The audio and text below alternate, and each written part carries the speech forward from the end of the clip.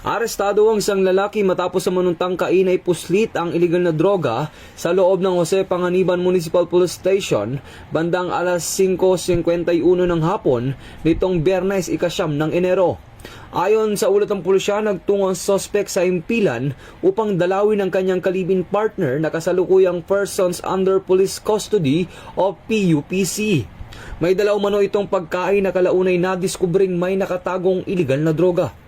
Sa ulat ng pulisya, habang isinasagawa ang regular na inspeksyon ng duty jailer, napansin ng isang tissue paper sa loob ng burger na naglalaman ng dalawang heat-sealed transparent plastic sachet na may hininalang shabu. Sa kasalukuyan, inihanda na ng pulisya ang mga kinakailangan dokumento para sa pagsampa ng kasong kriminal laban sa suspect. Ito ang bagong PNP para sa bagong Pilipinas, serbisyong mabilis, tapat at nararamdaman.